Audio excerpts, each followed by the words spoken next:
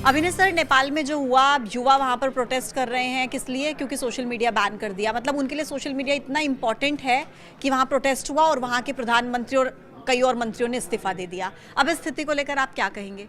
मुझे बड़ा दुख होता है कि हमारी नेशनल मीडिया, हमारे टीवी चैनल्स बिना वास्तविकता को जाने हुए और इस तरीके का न्यूज़ बना देते हैं कि ये सोशल मीडिया बैन करने का प्रोटेस्ट है। ऐसा बिल्कुल भी नहीं है। नेपाल में कई सालों से हो रहा कुशासन, मिस गवर्नेंस, करप्शन के खिलाफ प्रोटेस्ट है। सोशल मीडिया तो ये सरकार की प्लानिंग थी, उनको मालूम था कि ये बड़ा प्रोटेस्ट होने जा रहा है। देश में बहुत बड़ा प्रोटेस्ट हुआ है, संसद भवन में आग लगा दी गई है, वित्त मंत्री जी को सड़क पे दौड़ा दौड़ा कर पीटा गया है, जो इतने सालों से उनके यहाँ टैक्स से खेल रहा होगा। तो ये ऐसा नहीं है कि सिर्फ जैन जी इतना पागल हो गया है कि यूट्यूब बंद हो गया है तो वो चिड़चिड़ा गया है और एक दिन में इतना बड़ा प्रोटेस्ट हो जाएगा कि प्रधानमंत्री को नेपाल छोड़ के भागना पड़ेगा। बहुत दिनों से चुनाव जीतने के लिए जब जब सरकारें बड़े बड़े वादे करती रहेंगी, लोगों को फंसाती रहेंगी कि हम ऐसा कर देंगे, वैसा कर देंगे, तो एक दिन फटेगा। श्रीलंका में आपने देखा, बांग्लादेश में आपने देखा और अब आप नेपाल में देख रहे हैं। तो ये एकदम गलत है। ये जो सोशल मीडिया बैन है ना, ये प्रोटेस्ट को रोकने के लिए, जो प्लानिंग लोग कर रहे थे उसको रोकने के लिए बैन लगाया गया और उससे चिंगारी और भड़क गई और वो रोक नहीं पाए। तो ये जो सोशल मीडिया वाली खबर है, ये उतना बड़ा आधार नहीं है। नेपाल में बहुत सारी गलत चीज़ें हो रही थी जो देश की जनता ने नहीं स्वीकार किया और इससे बाकी देशों को भी सीखने की ज़रूरत है जो आसपास हैं।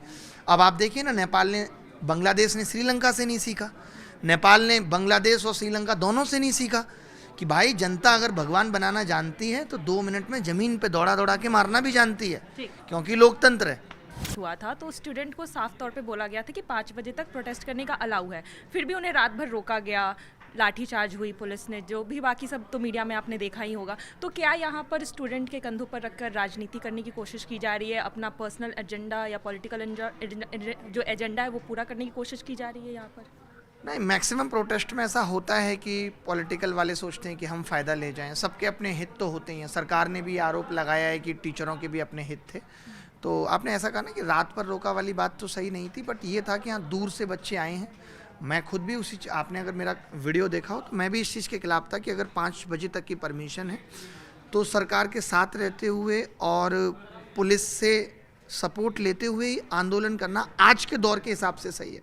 क्योंकि देखिए, आंदोलन करना पर्पज नहीं है। आज बहुत सारे एग्जाम्पल आप सुनते हैं, बिहार में बीपीएससी का प्रोटेस्ट हुआ, कोई परमिशन नहीं थी, आंदोलन हुआ ना, आंदोलन का रिजल्ट क्या निकला। तो मैंने उस आंदोलन से सीखा कि आंदोलन को भी सही ढंग से करने की ज़रूरत है।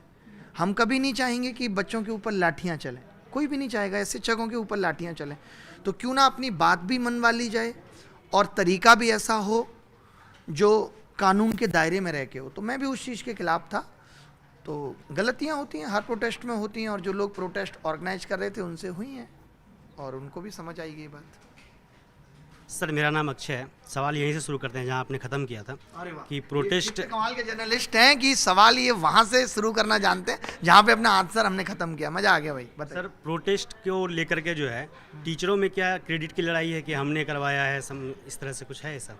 देखो, ये जो रिफॉर्म आएंगे ये लंबे समय तक चलेंगे और इसका फ़ायदा सिर्फ आज के स्टूडेंट के लिए नहीं होगा, आगे आने वाले वक्त में सबके लिए होगा। टीचर के क्रेडिट को कौन कितने दिन याद रखेगा, कुछ नहीं होता। मैंने 2024 प्री का रिजल्ट रिवाइज कराया खुद से, कोर्ट जा करके तमाम खर्चे के साथ, भूल जाते हैं लोग। तो ऐसा नहीं अच्छे काम करके कि आप सोचो कि हमेशा आप याद रखे जाओगे, नहीं। तो ये क्रेडिट की लड़ाई नहीं है।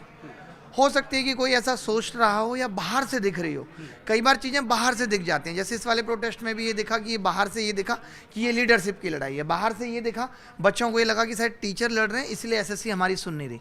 ये सारी बातें का कोई मतलब आधार नहीं है, बेकार की बातें हैं। इन सबसे ऐसा कोई टीचर नहीं चाहता और सबके पास भगवान की दया से इतना कुछ मिला है इस दौर में। अब आगे आने वाले वक्त में उतना तो नहीं मिलेगा। लोग भी समझदार हो रहे हैं, बच्चे भी, दुनिया भी, सरकारें भी। तो टीचर्स को इतना मिल गया है अब तक कि मुझे नहीं लगता कि अब इस चीज़ की लड़ाई उनको करनी चाहिए, रह गई है इस चीज़ की लड़ाई। दूसरा सवाल मेरा ये है, चूँकि मैं बिहार से आता हूँ तो बिहार से आते हैं। बिहार से मैं अच्छा, बिहार के रहने वाले हैं। बिहार के रहने आपने बोला बिहार से आता हूँ, मुझे लगा रोज आते हैं। तो बिहार से रिगार्डिंग सवाल है। हाँ। खान सर जब पढ़ाते हैं उनके कई सारे वीडियोज ऐसे वायरल हुए हैं जिसमें वो लड़कियों को लेकर के मतलब एक एग्जाम्पल देते हैं कि उनके मेकअप को लेकर के, बाल को लेकर के। तो क्या पढ़ाई में ऐसे मतलब बताना चाहिए, ऐसे उदाहरण देना चाहिए आपके ख्याल से?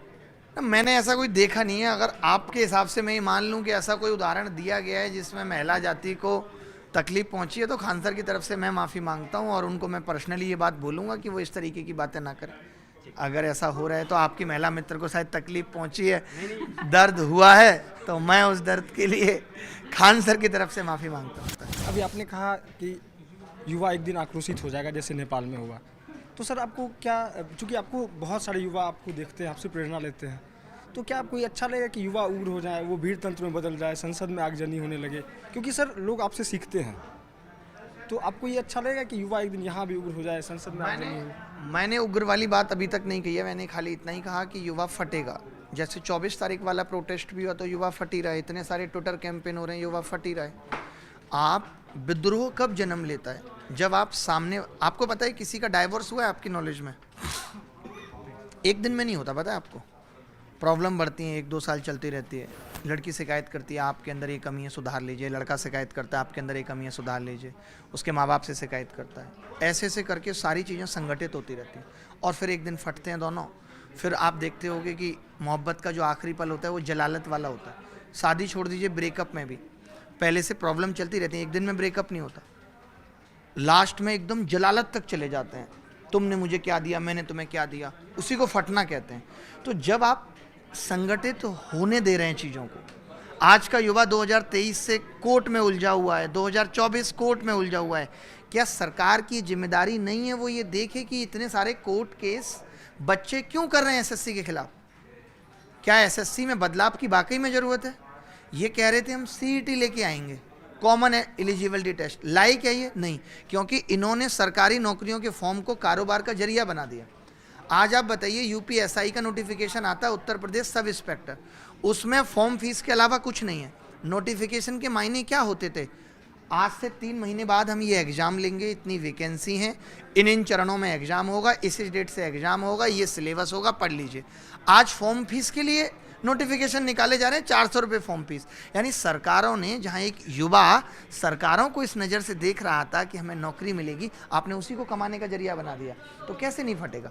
अब एक घर में 3-4 लोग, 5 लोग जब बेरोजगार हो जाएंगे, सोशल मीडिया पे स्क्रॉल कर करके पागल हो जाएंगे, तो क्या करेंगे? फटेंगे। पहले घर में फटेंगे, फिर समाज में फटेंगे, कि फिर बाहर फटेंगे। तो ये आगाह कर रहा हूँ, एक शिक्षक होने के नाते ये मेरी जिम्मेदारी है कि मैं सरकारों को आगाह करूँ।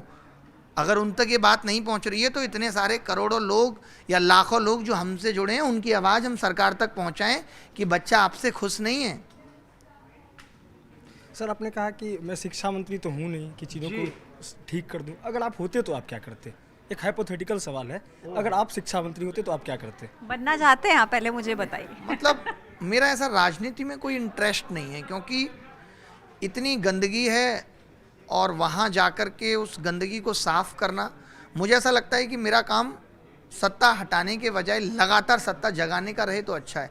कल को मैं किसी भी पार्टी से चुन लिया जाऊँ तो मेरा क्या होगा कि मेरे विचार उस पार्टी की विचारधारा का गुलाम बन जाएंगे, फिर मैं उसके खिलाफ कभी नहीं बोल पाऊँगा, और वो मेरी प्रकृति में नहीं है, वो मेरे नेचर में नहीं है कि मैं नहीं बोल पाऊँगा।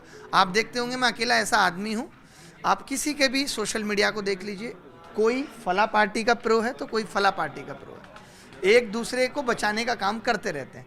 मैं यहाँ जहाँ सरकार की गलती है सरकार पे भी उंगलियाँ उठाता हूँ, और मेरा जिस दिन मन करता है कि ये विपक्ष की सरकार भी उस राज्य में ये खुद ध्यान नहीं दे रही, ये क्या करेंगे, तो मैं उनको भी बोलता हूँ। तो ये फिर राजनीति में आने के बाद संभव नहीं हो पाएगा। तो मेरा काम यही रहे कि मैं जब तक जिंदा हूँ सरकार को जगाता रहूँ, वो बेहतर है। बाकी शिक्षा मंत्री होता है या शिक्षा मंत्री को सुझाव देने का मौका मिलेगा तो मैं हर एक बात जो स्टूडेंट के कंसर्न है वो दर्द उन तक जरूर पहुँचाऊँगा।